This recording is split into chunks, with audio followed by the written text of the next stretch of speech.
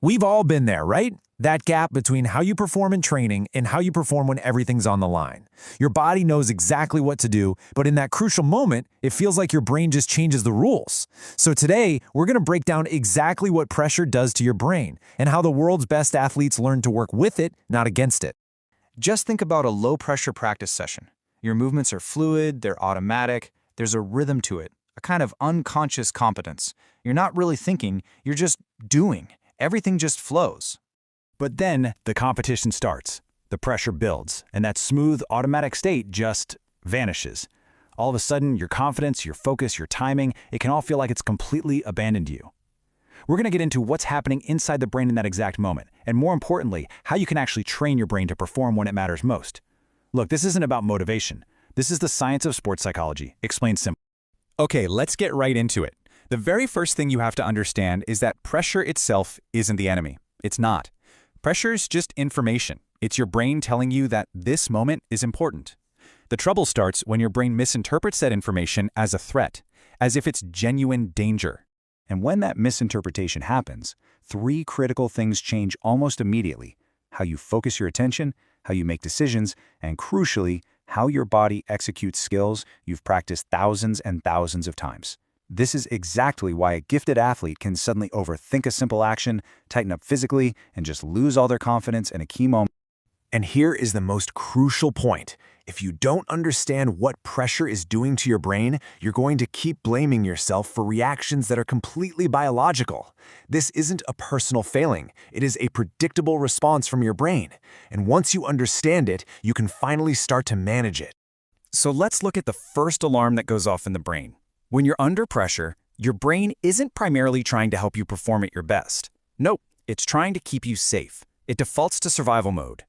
This process is called threat system activation. See, when the stakes feel high, the amygdala, that's the brain's threat detector, it starts firing more rapidly. Stress hormones like cortisol and adrenaline flood your system, and your entire nervous system shifts into a state of protection. Now, this response is incredibly useful if you're facing real physical danger, but it is completely counterproductive for high-performance sports. So what specifically changes? Well, first, your attention narrows. You start missing important cues, you miss options, and you miss critical timing windows.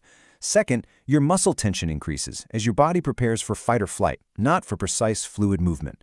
And third, your sensitivity to errors just goes through the roof. Every mistake feels heavier, more emotional. Just picture a basketball player at the free throw line, late in a close game.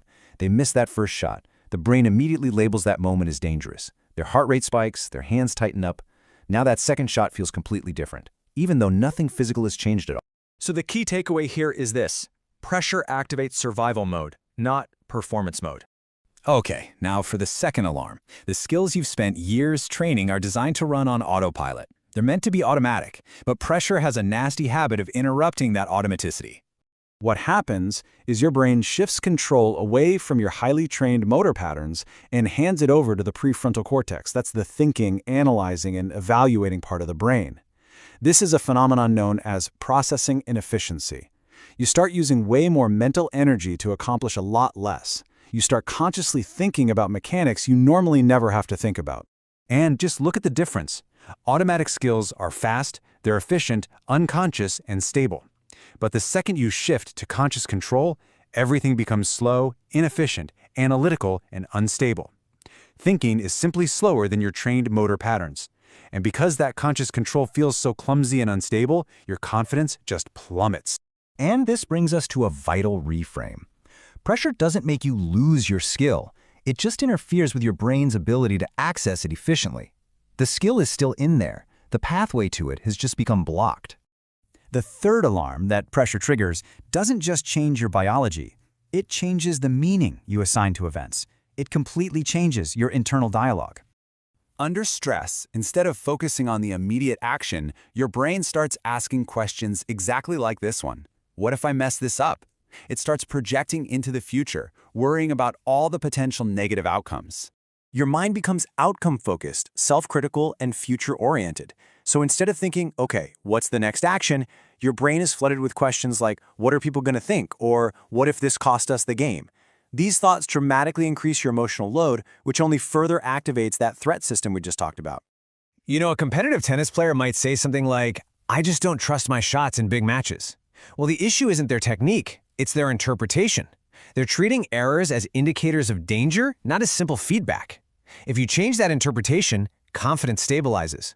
The takeaway is crystal clear. Pressure changes the meaning you assign to events, not just your mechanics. So, now that we've diagnosed the problem, let's move to the solution. You see, elite performers don't somehow eliminate pressure. They simply train their response to it. And this is how they do it. They operate on 3 core principles. First, they expect pressure. They frame it as a normal part of the competition, not as some kind of threat. Second, they simplify their focus way down to one specific cue, one task, or one action. And third, they actively regulate their nervous system before they even need to perform. They calm things down first. Think about Rafael Nadal's meticulous routine between points. The breathing, the pacing, that consistent sequence of movements. That is not superstition. It's a deliberate act of nervous system regulation. The consistency of that routine tells his brain, I have been here before, I am safe, and that prevents the threat system from taking over. The crucial insight here is that physical consistency under pressure is an output. It starts with a regulated and prepared state in the brain, not in the body. So let's make this practical. Here's how you can apply this immediately. Before competition, expect pressure to show up. Don't treat its arrival as a sign of danger. Pick one simple performance cue to focus on, and use slow, deliberate breathing to reduce that threat activation. During competition, narrow your focus intentionally to external cues, the ball, the target, your opponent, and accept mistakes quickly to stop them from carrying that emotional weight. And then after competition, review your performance analytically, not emotionally. Separate what happened from your interpretation of it.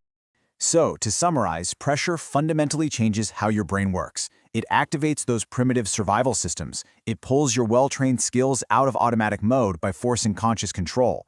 And it distorts your focus and confidence by changing your internal dialogue. But once you understand this process, you can stop fighting yourself and start training the right systems. Pressure doesn't expose weakness, it simply reveals your brain's habits. So I'll leave you with this question for reflection. As you think about your own experiences, which part of pressure affects you the most? Is it your focus, your confidence, or your decision-making? Understanding your own specific response is the very first step toward mastering it.